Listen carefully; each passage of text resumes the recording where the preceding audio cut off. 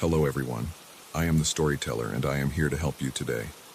I know you use this video to fall asleep, so before that, like the video and subscribe to the channel. Also, where are you from and what time are you watching? Now get comfortable and relax.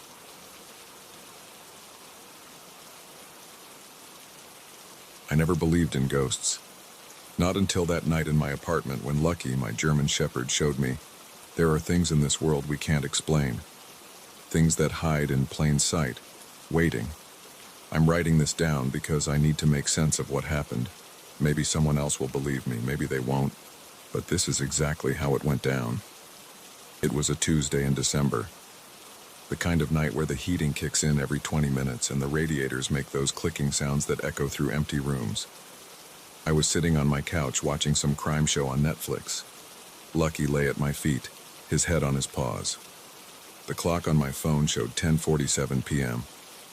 I remember the exact time because I just checked how many episodes I had left before bedtime. Work started early tomorrow, and I needed at least 6 hours of sleep. That's when I heard it. James. A whisper. So faint I almost missed it under the TV dialogue. My name spoken right behind my left ear. I jerked around. Nothing there. Just my living room wall with its peeling beige paint. Must be tired, I said out loud. The words came out shaky. Lucky's head snapped up. His ears went forward and his body tensed. He stared at the wooden dining chair by my small kitchen table. The chair sat empty, like always. I lived alone. What is it, boy? Lucky got up. A low growl started in his throat. Not his usual someone's at the door growl. This was deeper, continuous. His hackles rose. I grabbed the remote and muted the TV. The apartment fell silent except for Lucky's growling. There's nothing there, I told him. It's just a chair. Lucky disagreed. He positioned himself between me and the chair, his growl getting louder. I'd had him for 5 years, since he was a puppy. He'd never acted like this. I stood up. Lucky pressed against my legs, still growling at the chair. James. The whisper came again, clearer this time. Right from where the chair stood, my mouth went dry. Sweat broke out on my forehead despite the cold. I reached for my phone, hands shaking. Who's there? My voice cracked. Lucky's growl turned into a bark. Sharp, aggressive. He took a step toward the chair, then immediately backed up against my legs. I hit the light switch by the couch. Bright fluorescent light flooded the room. The chair sat there, wooden and ordinary. No one behind it, no one under the table. Just empty space. My heart pounded against my ribs. I could hear blood rushing in my ears. We're getting out of here, I told Lucky. I grabbed my keys from the coffee table. Lucky wouldn't move. He stayed pressed against my legs, his body rigid, eyes fixed on the chair. Come on, boy, let's go. He whined, but wouldn't budge. The whisper came again. James, stay. The voice sounded clearer each time.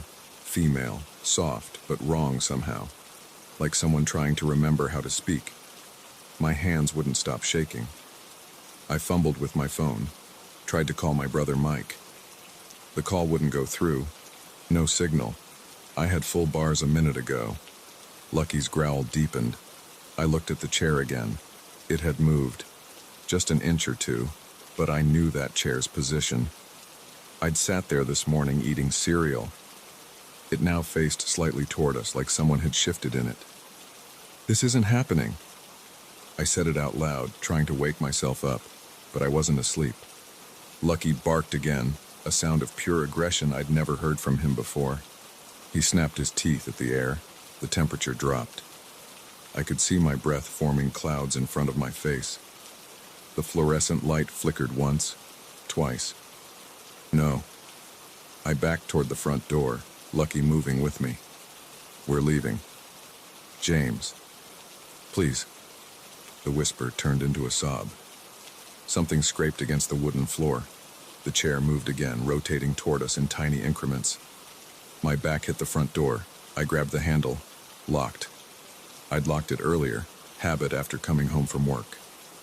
The key shook in my hand as I tried to find the lock. Lucky's barking reached a fever pitch. He lunged forward suddenly, snapping at something I couldn't see. His teeth closed on empty air, but he jerked his head like he'd caught something. A scream filled the apartment. Not a human scream. High-pitched, like radio feedback mixed with the sound of tearing metal. The light bulb exploded, showering the room with glass. I finally got the key in the lock, turned it, yanked the door open. "James, don't." The voice right in my ear now, cold breath on my neck. I ran.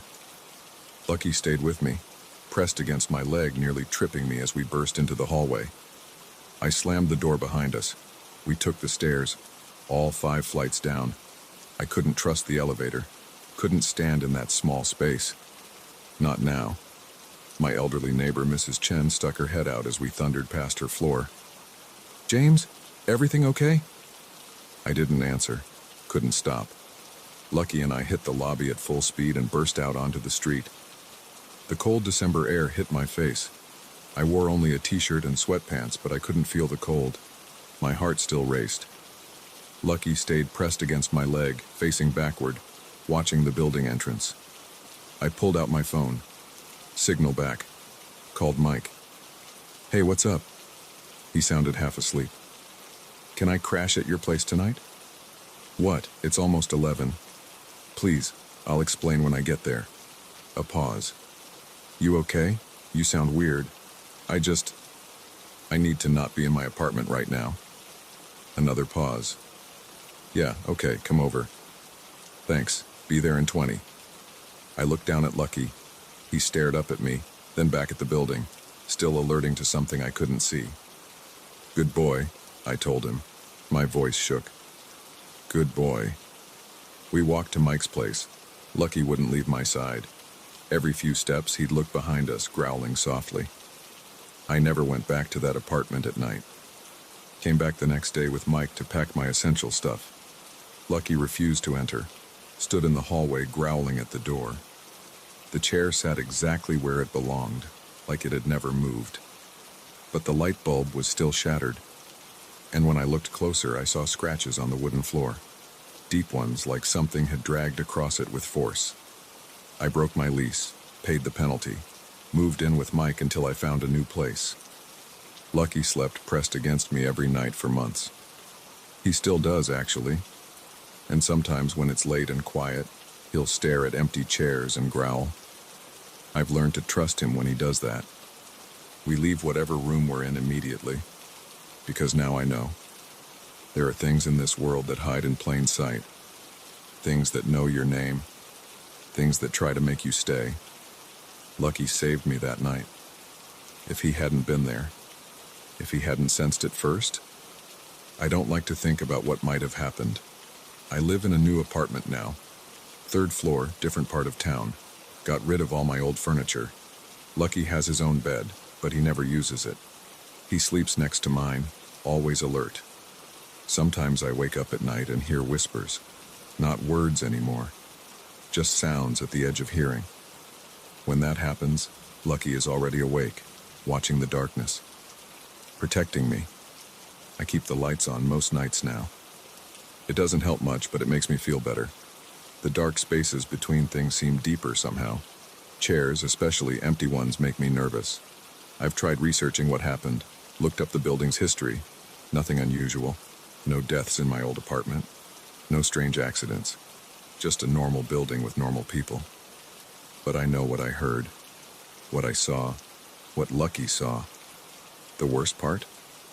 Last week I got a text from Mrs. Chen. She still lives in the old building. Said she heard someone calling my name in the hallway late at night. Asked if I'd been visiting. I told her no. Told her to keep her doors locked at night. To not answer if she hears my name again. She hasn't responded. Lucky sleeps closer now. He knows something's wrong. Dogs always know. They see what we can't or won't see. They protect us from things we pretend don't exist. I'm writing this from my new couch. Lucky lies at my feet. He just lifted his head, ears forward. staring at the empty chair across the room. I'm going to stop writing now. We need to leave this room. But before I go, let me say this. If you're alone one night and hear your name whispered, pay attention to how your dog reacts. They know things we don't. They see things we can't. And if you don't have a dog, get one. Or better yet, move. Move far away. Because once something learns your name, it doesn't forget. It just waits. Lucky's growling now. Time to go.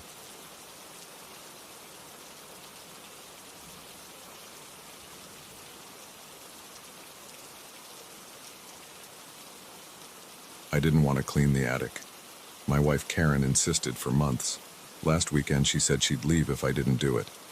So here I am, sneezing in the dust, sorting through 30 years of junk. The cardboard boxes are falling apart. Everything smells like mold. Dust coats my hands and face. Spiderwebs stick to my skin. The bare light bulb casts harsh shadows on the slanted ceiling. My back hurts from crouching. I've been at it for 3 hours. Most stuff goes straight in the trash bags. Old magazines, broken Christmas decorations, clothes moths got to. Some things I set aside to keep. Not much. The box in the corner is different. Dark wood, brass hinges. I don't remember putting it there. Probably Karen's from before we married. My hands leave prints in the dust when I pick it up. The latch clicks open easily. Inside, wrapped in yellowed tissue paper, sits a music box. Small, maybe 4 inches square. Carved wood, dark with age. The finish is worn off the corners. My throat goes dry. I know this music box. My grandmother gave it to me when I was 8. I lost it when we moved houses in '92. Dad was furious. It was a family heirloom, passed down for generations. My hands shake as I turn it over. The brass key is still there, sticking out from the bottom. The metal is tarnished almost black. I shouldn't wind it. The mechanism's probably rusted. But I have to know if it still works. The key turns with a grinding sound. 1 full turn, 2, 3. The lid springs open. A tiny ballerina used to spin there, but she's gone now. Just the brass post remains. The first notes play, slow and hesitating. Not the tune I remember.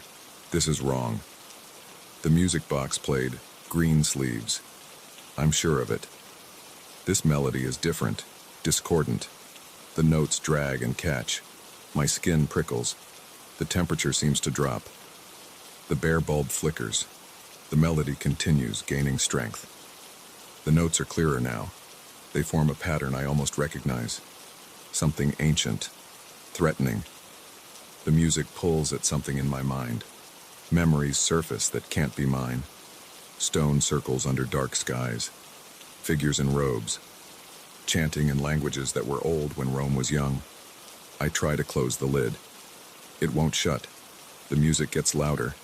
My hands won't move. The melody wraps around my thoughts like cold wire. Footsteps on the attic stairs. Karen's voice. How's it going up there? I need to warn her, to tell her to stay back. My mouth won't work. The trapdoor creaks open. Karen's head appears.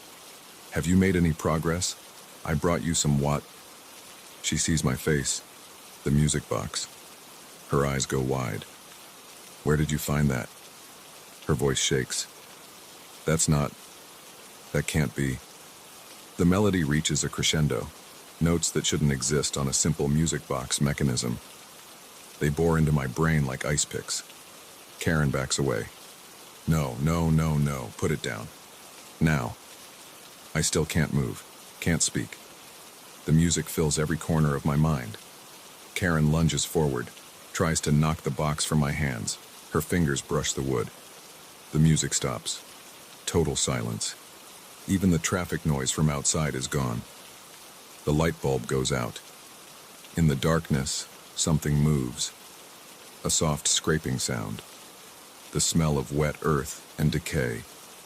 Karen's flashlight beam cuts through the dark, lands on the music box in my hands. The brass post where the ballerina used to be is moving, twitching, growing. Dark fluid leaks from the mechanism. Thick drops fall onto my hands. They burn like acid. I still can't let go. The thing emerging from the music box doesn't look like a ballerina anymore. Long, jointed limbs unfold from the tiny space. How much of it is in there? How can it keep coming? Karen screams. The flashlight beam jumps wildly, shows glimpses of something impossible, something that hurts my eyes to look at. I feel movement under the skin of my hands where the fluid touched, spreading up my arms, burrowing in. Karen runs for the trapdoor. Her foot catches on a box. She falls. The flashlight spins away into the darkness. The thing from the music box is fully emerged now. It fills most of the attic space. Segments and angles that don't make sense. That shouldn't be able to exist in our reality. It moves toward Karen. She scrambles backward, crying, hits the wall. I fight against whatever holds me frozen. My muscles strain. Blood vessels burst in my eyes from the effort. The paralysis breaks. I lunge forward, music box still clutched in my burning hands. Karen, the trapdoor, go! She doesn't hesitate. Rolls, scrambles down the ladder. I hear her footsteps pounding down the stairs. The thing turns its attention to me. Impossible geometries shift and flow. My mind reels trying to process what I'm seeing. There's only one thing I can think to do. I slam the music box shut. The thing screams. The sound makes my ears bleed. It pulls back into the box like water down a drain, folding and compressing. The lid clicks closed. The key stops turning. I stand in the dark, shaking. Blood drips from my nose, my ears. My hands are covered in blisters where the fluid touched them. Karen's voice from downstairs. John, are you okay? Stay down there. My voice is hoarse. Don't come up. I have to end this, have to destroy it before it can open again. The old coal furnace still sits in the corner of the attic. It hasn't been used in decades, but the firebox is intact. My hands shake as I open the rusted door. Spiderwebs and dust inside. I put the music box in, close the door, find the matches we keep for emergency candles. The first match breaks. The second lights. I feed papers and cardboard through the grate until the fire catches. The heat builds quickly. Too quickly. The metal glows red. Inside the furnace, something screams. Not the inhuman sound from before. This is worse. A child's voice. My voice from decades ago. Begging, pleading. Please don't, I'll be good, I promise. Don't burn me. I press my hands against my ears. Not real. Not real. Other voices join in. My grandmother, my father, Karen, all screaming in agony. The furnace rocks violently. The door strains against the latch. Something pushes from inside. Black smoke pours from every seam. It stinks of burning meat and something older. Something rotting. The voices reach an impossible pitch. The furnace glows white-hot. Then silence. The glow fades. I wait an hour before opening the door. Inside, ash and twisted metal. No trace of wood or brass. My hands still burn. Looking at them under the flashlight, I see thin, dark lines under the skin, like roots growing, spreading. Karen won't come back upstairs. We seal off the attic. Tell ourselves we'll deal with the rest of the cleaning another time. But my hands keep changing. The lines spread further every day, and at night I hear it. Very faint, at the edge of hearing, that melody, that impossible ancient melody. It's inside me now, growing, waiting. Sometimes I catch Karen watching me. She sees the changes, the way my joints move differently now, the angles of my shadow that aren't quite right. Soon the music will be strong enough, the changes complete enough. And then I hear the melody now, getting louder. My fingers twitch in time with notes only I can hear. It won't be long. They found this account on John Marshall's laptop. He and his wife Karen disappeared 3 weeks ago. The attic of their home was destroyed by a fire of unknown origin. Investigators found no trace of a music box or antique furnace. The entire space had been empty for years, according to neighbors. The only evidence was a series of strange marks on the attic floor. Curved lines and symbols burned into the wood. Analysis suggests they form some kind of musical notation. but no expert can identify the style or period, and no one who has tried to transcribe or play the melody has been seen since.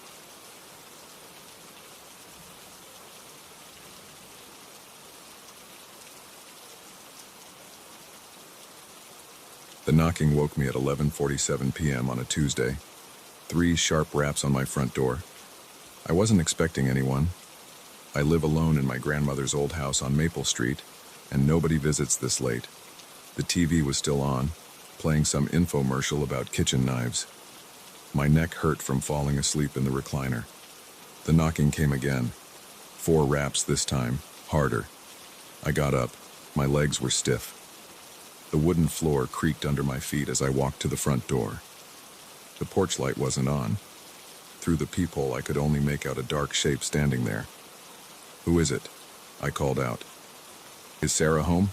a man's voice asked. The voice sounded normal, casual, like he was asking about the weather.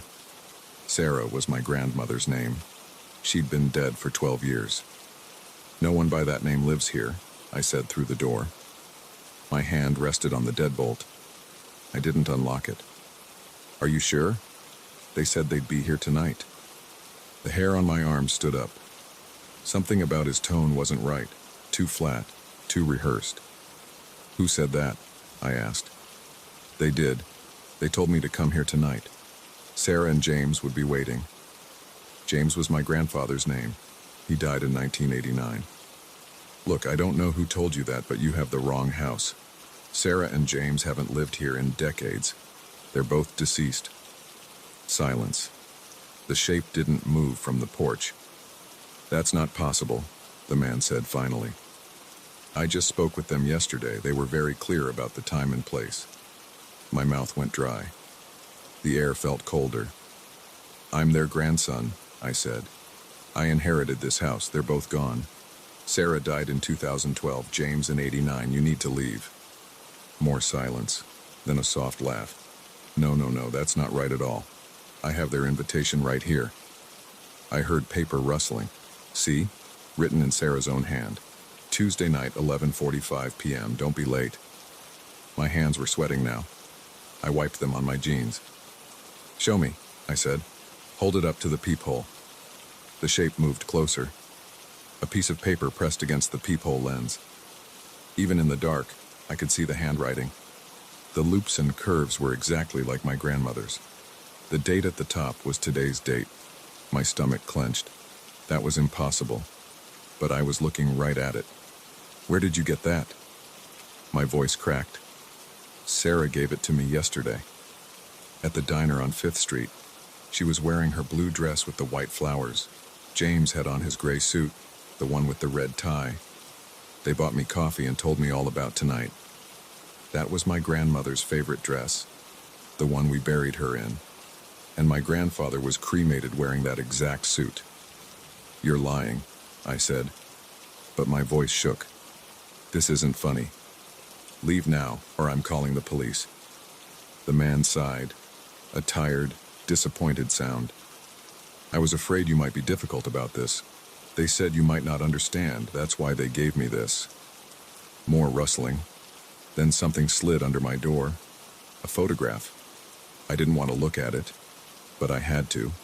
I bent down, picked it up with trembling fingers. It was a Polaroid. The colors were bright and fresh, like it was taken yesterday. My grandparents sat in a booth at Eddie's Diner. My grandmother in her blue flowered dress. My grandfather in his gray suit and red tie. They were smiling at the camera. Between them sat a man I'd never seen before.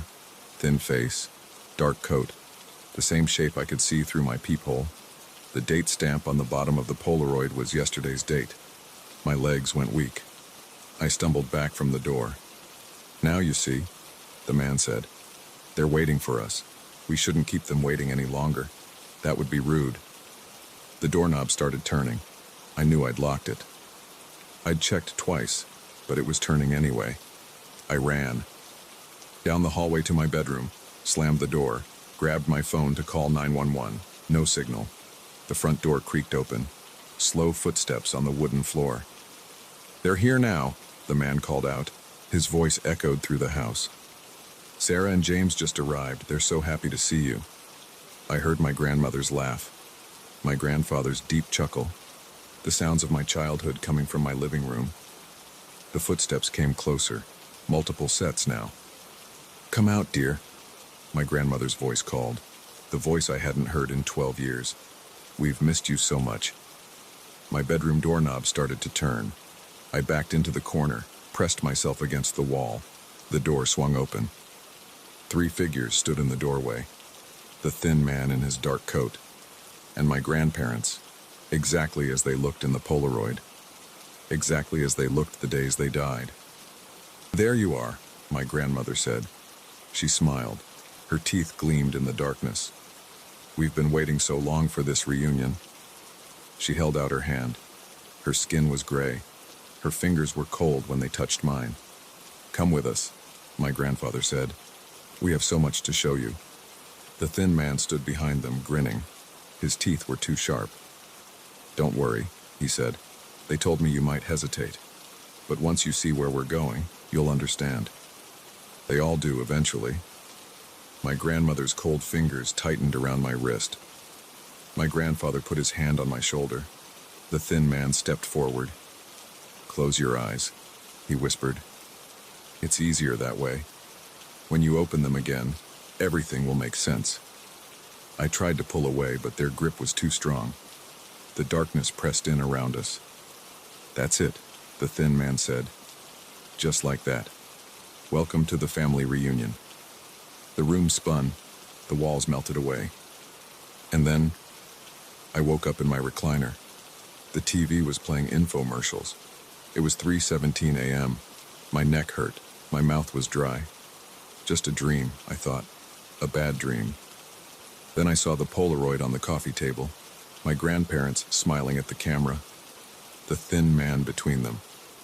Yesterday's date stamped at the bottom, and 3 sets of footprints in the dust, leading from my front door to where I sat. I still live in that house. I have nowhere else to go. But I don't sleep in the recliner anymore. I don't answer late-night knocks. And sometimes when I walk past Eddie's Diner, I see them sitting in their usual booth. My grandmother in her blue dress, my grandfather in his gray suit, the thin man in his dark coat. They wave to me through the window. Their smiles are too wide. Their teeth are too sharp. They're waiting for me. They're patient. They have all the time in the world. One night, I know I'll give in. I'll sit down in that booth. I'll drink coffee with the dead, and then I'll understand what they've been trying to show me. But for now, I keep my doors locked. I unplug my doorbell. I close my curtains at sunset. And I try not to think about the invitation I found in my mailbox this morning. The one in my grandmother's handwriting. The one with tomorrow's date. They're getting impatient. Soon, they'll stop asking nicely. Soon, they'll stop asking at all.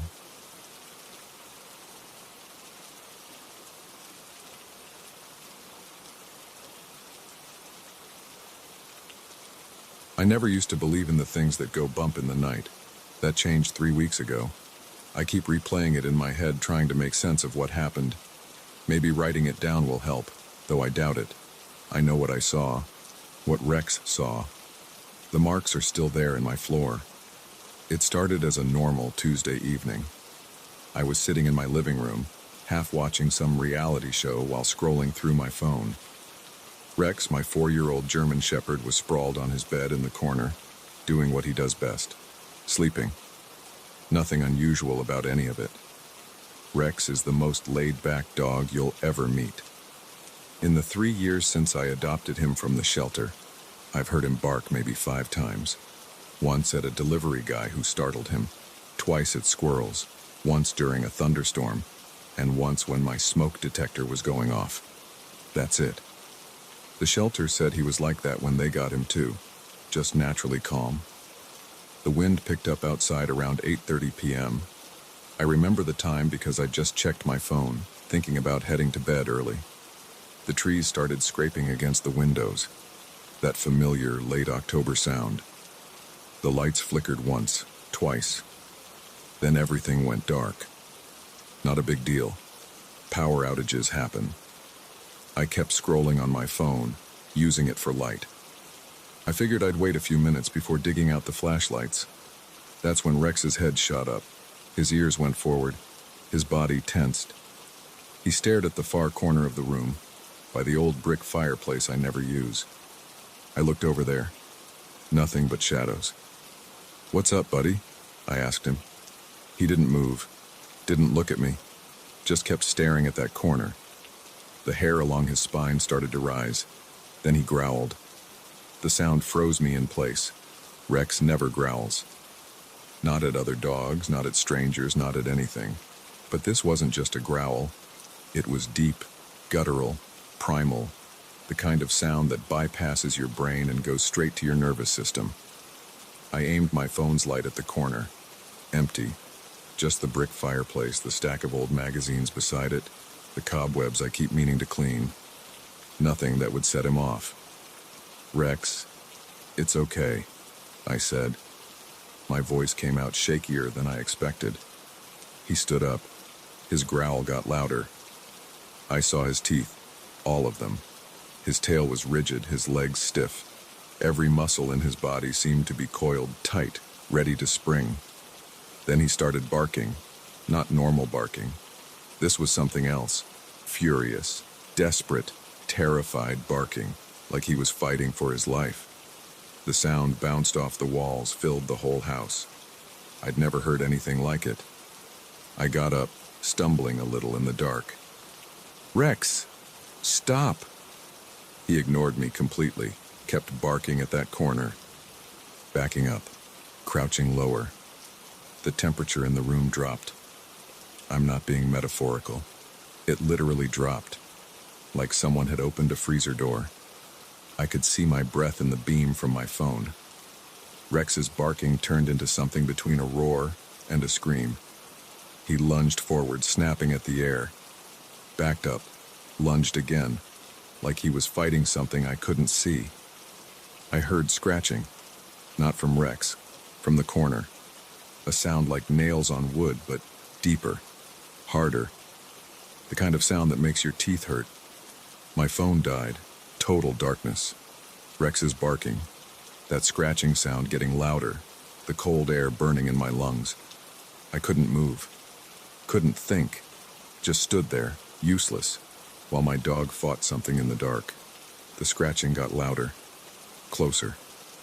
Rex's barks turned desperate. I heard him snap his jaws. Heard him snarl. Heard something else. A sound like wet leather being stretched. I should have done something. Should have grabbed Rex, should have run, should have fought whatever it was. Instead, I just stood there paralyzed, listening to my dog fight for both our lives in the dark. The power came back on, just like that. No flickering, no warning.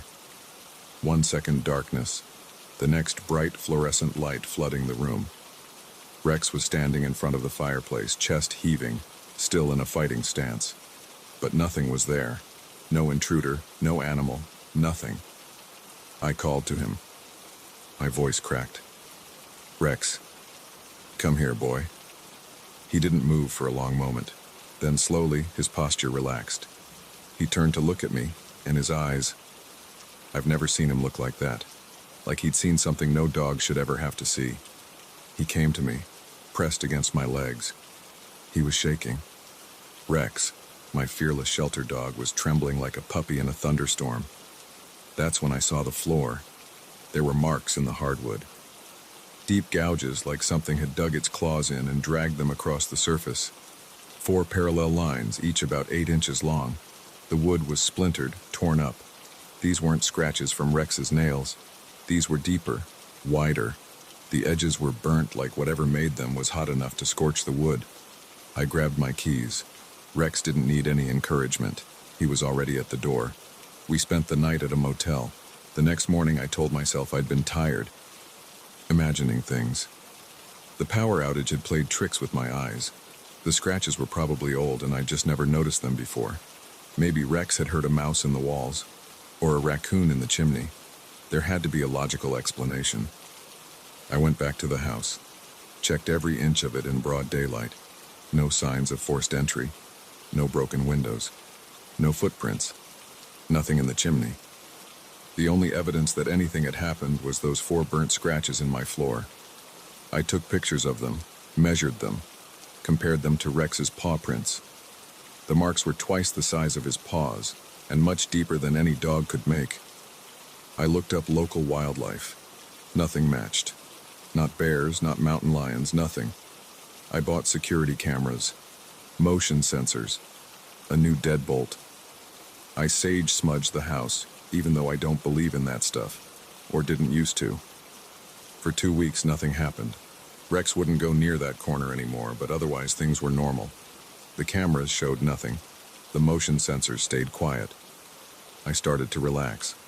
Started telling myself I'd overreacted. Then last night, the power went out again. Rex started growling before the lights were even out completely. I grabbed him, grabbed my keys, and we were in the car before whatever it was could show up again. I'm writing this from another motel room. Rex is lying next to me, pressed against my leg. He hasn't left my side all night. Every few minutes he lifts his head and stares at the corner of the room, but so far, he's stayed quiet. I called a realtor this morning. The house is going on the market as soon as possible. I'll take a loss on it, I don't care, let someone else figure out what's in that corner. But here's the thing that really scares me. The thing I can't stop thinking about. If Rex hadn't been there, would I have even known something was in the house with me? How many times had it been there before, watching from that corner, while I sat unaware on my couch? And now, sitting in this motel room, I keep wondering, did it follow us? Rex just lifted his head again. He's staring at the corner. His ears are forward. I'm going to stop writing now. We need to find another motel. One with backup generators.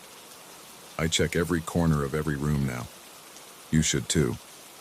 And if your dog starts acting strange, even just a little strange, don't ignore it. Don't try to rationalize it. Just get out. They can see things we can't. I know that now. I just wish I didn't. The sun's setting. Rex is standing up. His hackles are rising. We need to go. Now. 3 days later. I didn't plan to add to this, but something happened that people need to know about. We've been moving from motel to motel, different part of town each night. Rex won't settle. He keeps watching the corners, keeps growling at empty spaces. Last night I ran into my neighbor Mike at a gas station. He asked why he hadn't seen me around. I told him I was having work done on the house, didn't want to sound crazy. He got quiet, asked if I'd been having any problems at the house. Said he didn't want to worry me, but he'd been meaning to talk to me about something. Turns out the previous owners of my house, the ones who sold it to me 3 years ago, they had a dog too, a big Rottweiler. Mike said they moved out suddenly one night, just packed up and left. He'd always wondered why. I asked if he knew where they moved to. He did. They're still in town. I found their address, drove there this morning. The woman answered the door. I told her I was the current owner of her old house. Her face went pale. "Is it about the corner?" she asked. "By the fireplace." Her Rottweiler died 2 weeks after they moved out. Heart attack, the vet said. But she told me the real story. He'd fought something in that corner during a power outage, something they couldn't see. The scratches it left in their floor were identical to the ones in mine. They'd moved 4 times since then. Every house had followed them. Every house the power would go out. Their dog would bark at corners. They'd find those same scratches, until the dog died. The scratches stopped after that. She closed the door in my face. I heard her crying inside. I'm writing this from my car. Rex is in the back seat watching the street. We're heading north. No destination in mind, just driving. The sun's going down. The gas gauge is getting low. We'll need to stop soon. Rex is growling again. I don't know if distance will help. That woman moved across town and it wasn't enough. But maybe if we go far enough. I don't know. Worth a try. If you're reading this and you have a dog and the power goes out, don't wait. Don't try to be rational about it, just run. The streetlights are flickering. We need to go. 1 week later. This is my last update. We made it to Canada. Found a cabin in the woods, miles from the nearest power line. Solar panels, battery backup. No corners in the main room. It's circular. Rex stopped growling 3 days ago. He's sleeping now, actually sleeping, not just dozing with one eye open. Maybe we got far enough away. Maybe whatever it was couldn't follow us here. Or maybe it's still coming, taking its time, enjoying the hunt. Either way, we're ready. I've got supplies, generators, weapons, though I doubt they'll help. Most importantly, I've got Rex. As long as he's calm, I know we're safe. The sun's setting. The solar lights are bright and steady. Rex is still sleeping. For now, that's enough.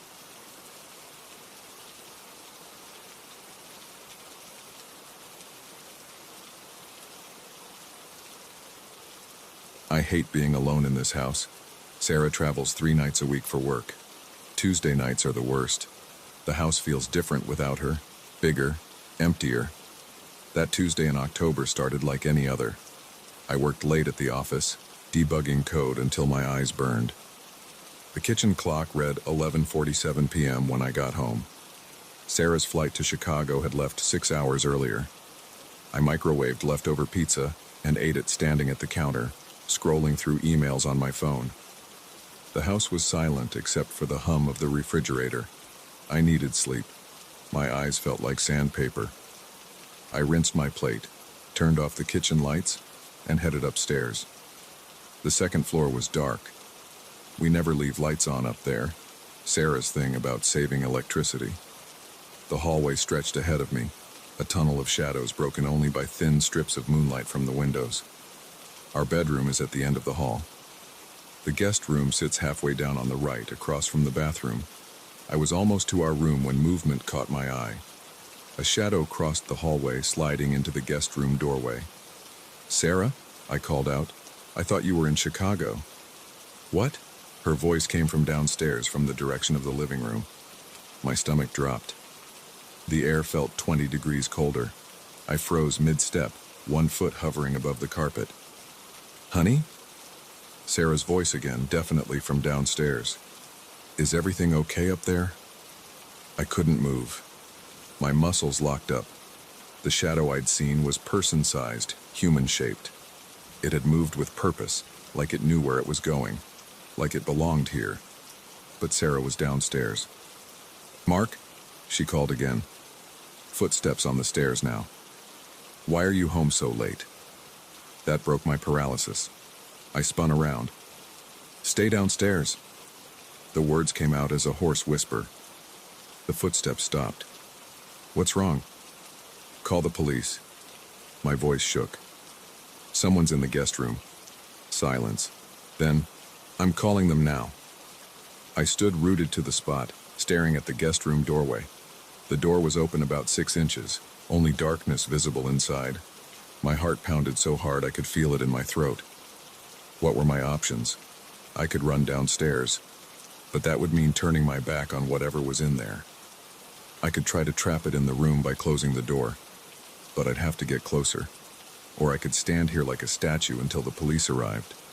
A soft scraping sound came from the guest room, like shoes on carpet, moving closer to the door.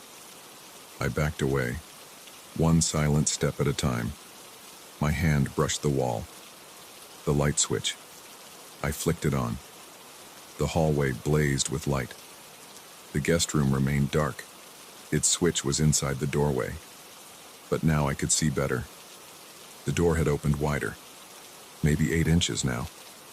Sarah's voice floated up from downstairs. "They're on their way, 3 minutes." Another scraping sound, closer. A shadow moved across the slice of darkness visible through the doorway. My back hit the wall at the end of the hallway. I couldn't retreat any further. Sweat ran down my sides despite the cold. I could hear my own breathing, rapid and shallow. The door creaked, opening wider. 10 inches. 12. Police sirens in the distance, but not close enough, not nearly close enough. A hand appeared in the gap. Long, pale fingers curled around the edge of the door. The skin was gray-white, like something that had never seen sunlight. The fingernails were yellow and curved. I watched, unable to look away as the hand began to push the door open. The hinges squealed softly. The sirens grew louder, maybe a block away now. But the hand kept pushing. The gap widened to reveal an arm, skeletal thin, covered in that same corpse-pale skin. A face appeared in the darkness, or something like a face. The features were wrong somehow, too sharp, too angular. The eyes reflected the hallway light like an animal's. The sirens screamed outside our house now. Red and blue lights strobed through the windows, painting the walls in alternating colors. The thing in the doorway hesitated. Heavy boots pounded up our front steps, Sarah's voice directing them inside. "Upstairs." "He's upstairs." The face withdrew. The hand slipped away from the door. In the strobing police lights, I caught a glimpse of something tall and thin moving back into the darkness of the guest room. "Police! Coming up!" A shout from the stairs. Flashlight beams swept the hallway. 2 officers charged up, weapons drawn. One grabbed my arm and pulled me back while the other covered the guest room door. "In there," I managed to say. My voice sounded far away. They cleared the room methodically, flashlights cutting through the darkness. I watched from the top of the stairs, Sarah's arm around my waist, holding me up. My legs had turned to water. "Clear!" one officer called out. The other hit the light switch. The guest room looked exactly as it always did. Neat twin bed with blue comforter, small desk in the corner, closet door closed, window locked from the inside. No sign anyone or anything had been there. They searched the entire second floor, checked the windows, the closets, the crawlspace access in the ceiling. Nothing. I told them what I'd seen. They took notes, exchanged glances, searched again. Still nothing. "No signs of forced entry," one officer said. "All windows secure, no footprints or disturbances in the dust." Could have sworn. I trailed off. The adrenaline was fading, leaving me shaky and drained. They did another sweep of the house, checked outside. Found nothing out of place. Left us their card and told us to call if anything else happened. Sarah made me coffee. We sat at the kitchen table while I told her everything. She listened without interrupting, holding my hand. "I saw something," I insisted. "In the doorway. A hand. A face." "I believe you saw something," she said carefully. "But maybe not what you thought you saw. You were tired. Working late. Shadows can play tricks." I wanted to believe her. Wanted to blame it on exhaustion and an overactive imagination. But I knew what I'd seen. The way those fingers had curled around the door. The wrongness of that face in the darkness. We slept downstairs that night on the living room couch. Sarah called in sick the next day to stay with me. We had the locks changed, installed security cameras, added motion sensor lights. Nothing else happened that week, or the next. Life started to feel normal again. Almost. But sometimes, late at night, I hear soft scraping sounds from upstairs, like shoes on carpet. And when Sarah's away, I swear I can feel eyes watching me from the darkness at the end of the hall. I keep telling myself it was nothing. Just shadows and tired eyes and an imagination working overtime. But I know what I saw that night. And I know it's still here, waiting in the dark spaces of our home. Last night, Sarah left for another business trip. As I lay in bed trying to sleep, I heard it again. That soft scraping sound from the guest room. I didn't look, didn't move. Just lay there in the dark, listening to it move closer. Waiting to see if tonight would be the night it finally showed itself again. The sound stopped outside my door. Minutes passed. An hour. Eventually, I fell into an uneasy sleep. This morning, there were marks on the carpet in the hallway. Long, parallel lines, like something had been dragged across it. They led from the guest room to my bedroom door. I haven't told Sarah, haven't called the police. What would I say? What could they do? So I wait and watch and listen to the sounds in the darkness. Tonight is Tuesday. Sarah's away again. As I write this, I can hear something moving in the guest room, scraping across the carpet, getting closer. I should run, should get out of this house and never come back. But I need to know. Need to see it clearly this time. Need to understand what's been living in our home all these months. The scrapings at my door now. The handle is turning, slow and deliberate. I'm going to look this time, going to face it. Maybe then the waiting will finally be over. The door is opening. I can see its hand.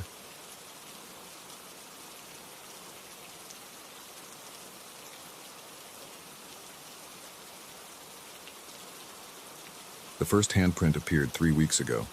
Not a smudge or a streak. A perfect impression of a human palm and fingers pressed against my bathroom mirror. I remember the exact moment I saw it because my heart stopped for 2 full seconds. I know that sounds dramatic, but it's true. My pulse literally skipped as I stood there dripping wet from my shower, towel around my waist, staring at something that shouldn't exist. I live alone in apartment 4B of a converted Victorian house in Boston's Back Bay. That morning started like any other Tuesday. I woke up at 6:30, made coffee, checked emails, and jumped in the shower at 7:15 to get ready for work. The bathroom was steamy when I got out, typical for a hot shower in a small space with poor ventilation. I grabbed the hand towel from the rack and wiped a clear spot on the fogged-up mirror so I could shave. That's when I saw it. Right at eye level, a perfect handprint pressed into the condensation. Bigger than my hand. The fingers were long and thin, the palm broad. Every line and wrinkle was visible in incredible detail, like someone had pressed their hand against the glass with deliberate care. I blinked hard and wiped the mirror completely clear with my towel. The handprint disappeared. My first thought was that I was seeing things, that my eyes were playing tricks in the steam and shadows. But when I leaned in close to the mirror, I could see the faintest trace of oils on the surface, exactly where the handprint had been. Someone, or something, had touched my mirror. I checked the bathroom window, locked tight, like always.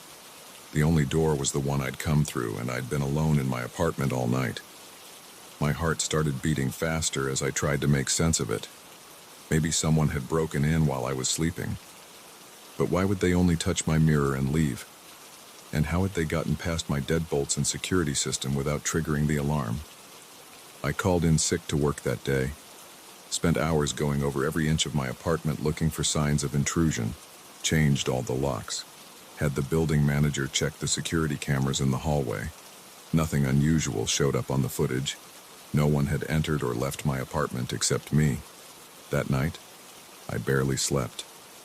Every creak of the old building made me jerk awake. I kept getting up to check the bathroom, half expecting to find someone standing there. But the mirror stayed clear, and I was still alone. By the next morning, I'd almost convinced myself I'd imagined the whole thing. Stress can do weird things to your mind, right? I'd been working long hours at the investment firm, barely sleeping. Maybe I needed a vacation. Then it happened again, exactly 1 week later. Same routine. Shower, steam, wiping the mirror. But this time there were 2 handprints side by side. Same size and shape as before, pressed into the condensation like someone had been standing at my mirror, leaning forward with both palms against the glass. I didn't bother wiping them away this time. I grabbed my phone and took pictures, my hands shaking so bad the first few shots came out blurry. When I finally got a clear photo, I studied it closely. The prints were absolutely identical to each other, down to the smallest detail, like they'd been made by the same hand, pressed twice with microscopic precision. That's when I noticed something that made my stomach drop. In the center of each palm was a perfect circle, about the size of a quarter. Not a normal part of human hand anatomy. The circles had distinct edges and seemed to go deep into the hand itself, like holes punched clean through the flesh. I sent the photos to my best friend Mark, trying to sound casual. "Hey, weird thing in my bathroom. What do you make of this?" His response came back quickly. "Good Photoshop, bro. Creepy." But I hadn't photoshopped anything. The handprints were real, and they were in my bathroom, and I had no explanation for how they got there. I started taking shorter showers after that, rushing through them with the bathroom door wide open. I bought a small dehumidifier to keep the mirror from fogging up. For 2 weeks, nothing happened, no more handprints. I started to relax a little, to think maybe whatever it was had moved on. Then came last night. I'd worked late, didn't get home until after midnight. I was exhausted, barely able to keep my eyes open. But I needed a shower, had to wash off the stress of a 14-hour day dealing with angry clients and falling markets. The hot water felt good, too good. I let myself relax under the spray, lost track of time. Steam filled the bathroom despite the dehumidifier's quiet hum. When I finally stepped out, the mirror was completely fogged over. I reached for the towel to wipe it clear, then froze. Something was different about the condensation. There were darker patches in the steam, areas where the moisture was thicker or disturbed. As I watched, they began to take shape. Handprints. Dozens of them, appearing one after another across the mirror's surface. Like I was watching someone, multiple someones, pressing their hands against the other side of the glass in slow motion. Each print was identical to the ones I'd seen before, complete with those perfect circular holes in the palms. I couldn't move, couldn't breathe. Just stood there dripping wet as the handprints continued to appear, filling every inch of the mirror's surface. The steam began to drip down the glass in rivulets, making the prints seem to shift and move in the dim bathroom light. Then I heard it, a sound like wet skin sliding against glass, coming from the mirror itself. Soft at first, then louder, rhythmic, like something was pressing against the other side over and over, trying to push through. The mirror's surface began to ripple. I don't mean it looked like it was rippling. I mean the fucking glass itself started to move like the surface of a pond in the rain.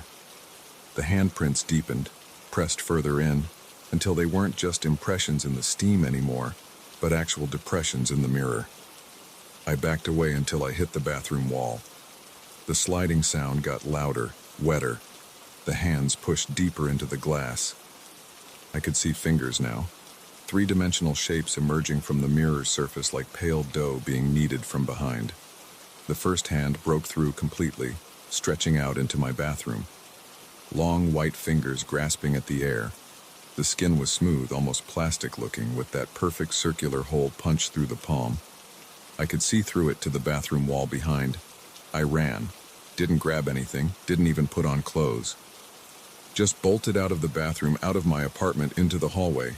Pounded on my neighbor's door until Mrs. Chen answered in her nightgown, took one look at me standing there naked and dripping wet, and tried to slam the door in my face. "Please," I begged, "call the police. There's someone in my bathroom. Something in my bathroom." She must have heard the terror in my voice because she let me in, let me borrow her phone since I'd left mine behind. Let me put on her dead husband's old bathrobe while we waited for the cops to arrive. They searched my apartment thoroughly, found nothing unusual except a lot of water on the bathroom floor where I'd run out mid-shower. The mirror was completely normal. No handprints, no ripples, no holes. The cops were professional, but I could tell they thought I was either drunk or crazy. Suggested I get some sleep, see a doctor if I was still feeling anxious in the morning. I'm at Mark's place now, writing this all down while it's still fresh in my mind. He didn't ask questions when I showed up at 2 a.m., just made up his couch and handed me a beer. Said I could stay as long as I needed. But I know I have to go back to my apartment eventually. Have to face that mirror again. Because here's the thing I haven't told anyone else. When I was backing away from the bathroom last night, just before I ran, I saw something behind the hands. A face pressing against the glass like the hands had done. Smooth and white with holes where the eyes should be. Perfect circular holes, the same size as the ones in the palms. It saw me. I know it saw me. And somehow I know it's still there, waiting on the other side of my mirror. Waiting for the steam to rise again, waiting for me to come home. I've been sitting here on Mark's couch for hours now, trying to figure out what to do. The sun's coming up outside his window. Soon he'll wake up and want to know if I'm feeling better, if I'm ready to go home and face whatever is happening in my bathroom. But how do I tell him that every mirror I pass now seems to ripple slightly at the edges, that I've started seeing movements out of the corner of my eye in every reflective surface? That when I used his bathroom earlier, I could have sworn I saw finger marks appearing in the chrome of his faucet? I check my phone compulsively. Scrolling through the photos I took of those first handprints. They're still there, clear as day. Proof that I'm not crazy, that something impossible is happening. But with each passing hour, the images seem to change slightly. The hands press deeper into the frame. The circular holes grow larger. And in the background, in the darkest corner of the mirror's reflection, I can almost make out a face. It's getting closer. My phone buzzes. A text from my boss asking why I'm not at work. Another from my mother asking if we're still on for dinner this Sunday. Normal messages from the normal world. A world where mirrors are just mirrors and handprints are just handprints and holes are just holes. But I can't go back to that world now. Not after what I've seen. Not after what I know is waiting for me in every reflection, every pane of glass, every chrome surface and puddle of water. They're all windows now. Windows to somewhere else. And something on the other side has noticed me noticing it. Mark's starting to stir in his bedroom. Soon he'll want answers. Soon I'll have to make a decision about what to do next. But for now, I sit here on his couch, watching the sunrise and trying not to look at the blank TV screen across the room. Trying not to see the way its dark surface seems to ripple slightly, like something's pressing against it from behind. Trying not to notice the faint marks appearing in its reflection, marks that look like hands with perfect circular holes in their palms. I close my eyes, but it doesn't help. Because now I know, now I understand, that the mirrors aren't windows at all. They're doors. And I didn't just see something on the other side. I let it see me too. And it's been following me ever since, moving from reflection to reflection, getting closer each time. Waiting for the right moment, the right surface, the right combination of steam and shadow and solitude. Waiting to reach through completely and pull me back through to its side. I've been writing this for hours now, trying to get every detail down.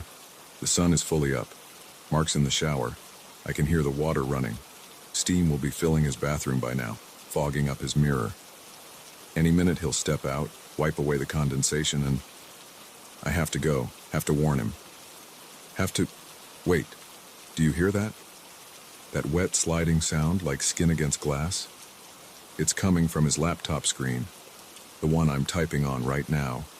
The screen that's growing darker, rippling like water, showing marks that look like... No. I have to.